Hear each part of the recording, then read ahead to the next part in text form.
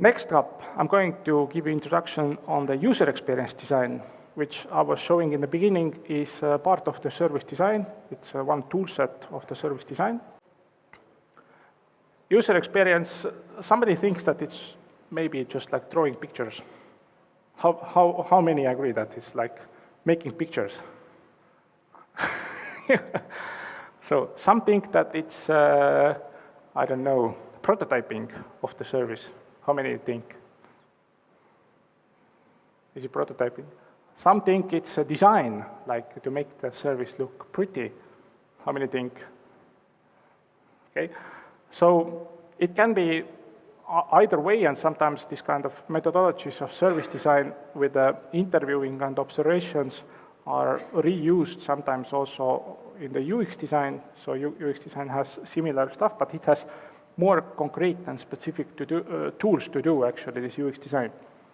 So my definition of the UX design, which I heard some long time ago, it's UX design is a balance between user needs, business needs, and technical feasibility. So you have balance between those. So what happens if I say that I fight for the user, you know, our users come first. I have seen this kind of designs when this is really huge, and it happens that the technology is not ready sometimes in 1 year to execute this new solution for the user experience. So the technology is not ready. And sometimes designers don't know that, and that's why you will have to have really good discussion already during the prototyping and designing with the technical teams that is it really possible to do currently in the customer, correct? Then you have business needs. Business needs is once again, sometimes the service has many sub-services, or it's complicated or something like that, or it's a little bit like strategy, how the business owner wants to execute this service. And if you ignore this completely, then, and you create one service which maybe is a niche, and the business owner cannot get their sales targets done with the other accompanying services, then we have a problem as well. So best way to do it for me as a designer to have this kind of balance, and why I was talking about user-centric part in design thinking, when it's human-centric activity, that you really don't forget it. Most of the business analysis I have seen with my own eyes before in my career are mostly focused on these two aspects. It's business needs and technical feasibility. Agree? Do you get also most of the, yeah, many hands, okay? So when I'm bringing in design thinking and service design, etc., I'm saying, don't forget the user, yeah? Yeah, but yeah, what I'm then saying that if you're doing business needs and technical feasibility only for the analysis, and you really forget about this user emotional needs, then it's a problem, clearly. So, but how it's done more practically? How can I measure that your company is UX, how UX is your company? So, as a UX designer, I can have really one specific metric that if a company has a mantra of, yes, we are testing our prototypes on the end users as early as possible to fail fast, to understand really that our new service or reconfigured service doesn't work, then this company can be, it's quite UX.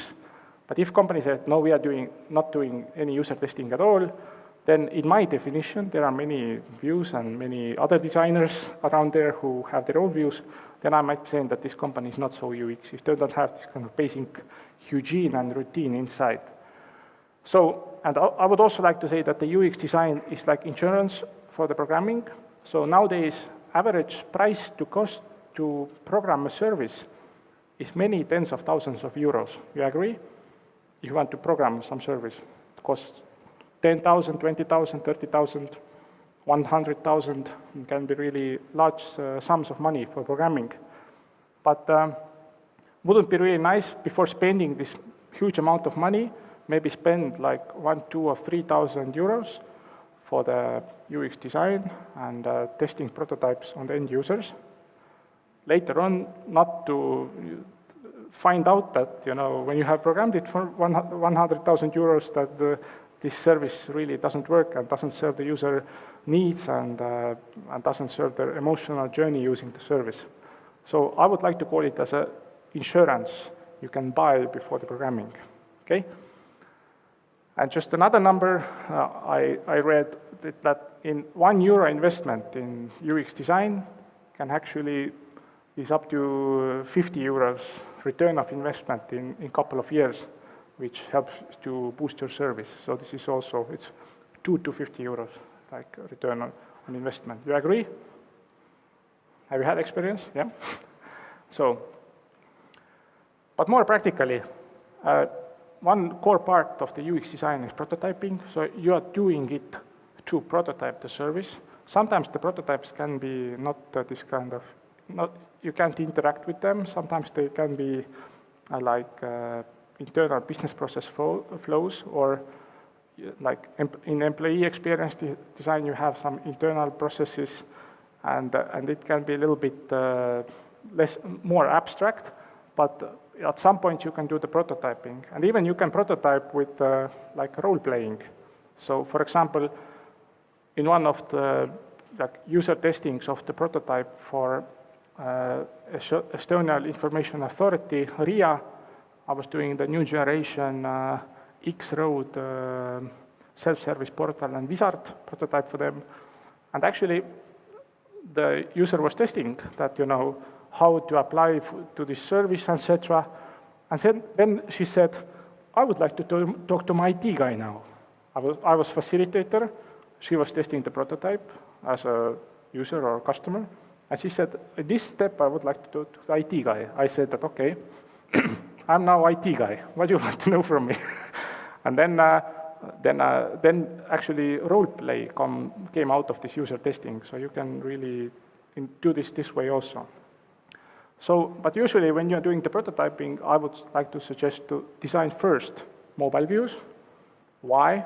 Because mobile screens have less space and less real estate to rearrange your interface elements. And then you can expand it to tablet and desktop with a responsive approach. So this is the really important thing to do. And in recent years, one of the 2 biggest projects I had, customer came to me basically and said that, oh, we are in trouble. We completely forgot about the mobile design. We thought that the Bootstrap responsive takes care of it magically. Have you had that kind of experience? No? Yeah. But what really happened when you talk technically, there were something which were called JavaScript widgets, which were not responsive, and they just didn't work. So that's why it's really important to start prototyping and designing also this interaction of the service from the mobile. And in coming years, maybe from this wearable or hearable, And what I was talking about, this balance between user needs, business needs, and profitability. You have the balance and technical feasibility, so you involve the developers to counsel when you are prototyping. So when I'm prototyping, maybe a couple of days, I invite the programmer to ask that, is it doable? Does it make sense? And what usually happens that the programmers, they are also creative people, and they say that maybe we can just reduce these 4 things to 3. And I get really good suggestions. So that's why I suggest when you're prototyping or designer is prototyping, you also try to sync with the developers as often as possible. And if they're saying, okay, it's not possible to do, then you ask, okay, when it is possible to do, and that kind of stuff. So that was the thing with the prototyping. And we're looking at the prototyping tools right now, so who are hot tools on the market to use. Actually, there are more than 70 tools for the UX design and prototyping available. Long list, you can Google. But this kind of mostly reused tools are Sketch, which is Macintosh native. Then you have Adobe Experience Design, which is really really good and fast software to do. And then you have InVision app, which helps to prototype this kind of really easily. They have one project is for free package, that's why it's popular, and you can then animate your screens and transitions, and you click on the button and it takes there. So you do this with the InVision app, and usually when I have like really quick prototypes, I have used Sketch and InVision app for doing that. And also one new software which is coming up really like a high curve is Figma. So Figma is similar to Sketch, but you can collaborate online with the customer. But actually, as a designer, I see Sketch for me like faster to respond to because Figma is in the browser, or they have browser-connected app in the computer. So if I want to do something like that, this ninja stuff, then I can do it faster with Sketch. So in coming years, if Figma will be also responding so fast, then I will probably using it more. But for some projects, I have used Figma as well, with one current startup, finance startup design as well. And now we are going to this kind of like heavyweight programs is Axure. So with Axure, you can build the prototypes which look like they are programmed. They are colorful. They have input fields where you can type in, put checkboxes. They have value memory databases available. And you can really, in just an example, one of the projects which I did for Estonian X-Road self-service portal, actually, when the user testing started, user testers said, and you programmed this in one day only. They saw the IP address in my browser, some dash folders, etc. You did it one day, you programmed it one day.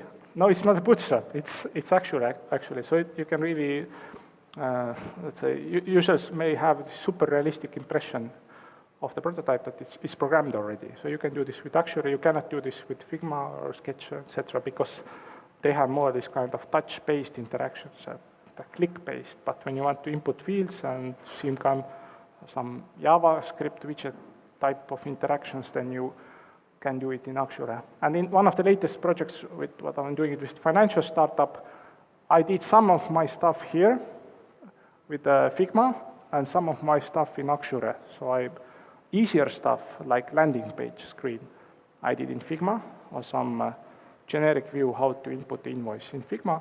But if I wanted to animate it to more like a realistic part, then I did with Axure. So I just took the screenshots from Figma to Axure. And also, quite popular thing is UX Bin used in this community. You can build quite sophisticated stuff. And the new thing which is coming up is InVision Studio. So it's really good software for that. So, what about user testing? I will give you a quick training how to carry out user testing.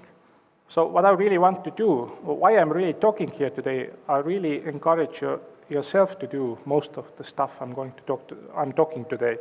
So it's like do-it-yourself stuff. So for the user testing, cheat sheet, what you have usually test story consisting of 15 tasks, what you have to test your prototype, how it serves this kind of service flow and activity. Then you recruit 3 end users per day. Facilitating and testing persons are in the same room, so you have this kind of balance in the room. Otherwise, you're testing the prototype and you have this kind of scientists standing behind you in line and watching when you're testing, so this is really not good. Have the balance in the room, facilitator, tester, everybody else out. Then you can share this user testing screen and audio over the screen sharing in Skype or Google Hangouts or something else to other people in other room, who is usually product people or some programmers can also watch this user testing. And a really good routine for how UX is your company, that something is tested every month. So if you don't have this kind of routine in your company, you are doing it only once a year, then I can say that this company is not so UX maybe as I would like to call. And you can do it yourself completely. And usually, best people to recruit for the testing are some new employees who came to the work, and they are really like, they don't really know maybe this service yet, etc. So you can use firstly the new employees who came to the work, or even your customers who are like fans of your service or critics of your service. You can ask them to come to user testing, maybe to test the new service what you are creating. And you can recruit them also. Some agencies actually can organize people for UX testing, which costs usually 50 to 60 euros per hour to get the person to 1 hour to do the user testing based on the persona. And just a disclaimer that you will always find more problems when you are doing user testing than you can actually fix. And that's really when product owners or service owners do it for the first time, they really like a little bit like scared of it when they see how many issues are found. But the thing is, when I'm usually finding around 30 to 45 issues per one user testing, I try to find 5 most important ones which have the biggest significance to this. And actually, with one of the last customers also, when we did finalize the UX testing, for example, Estonia showroom X-Road self-service portal, then we had half a wall of all kinds of issues we found, but we voted like 5 focus ones which have the biggest impact and most easiest to fix. So you start with them. So, and typical day, first user testing 9 o'clock in the morning, second one in 10, third one in 11, and 12 o'clock you have already team lunch, and you can just compare your notes for the biggest risks of what came out and insights from the testing. You can compare these then with other teammates and decide which will be the top 5 to focus on for now. And everything else goes to, let's say, additional backlog, which can be done later.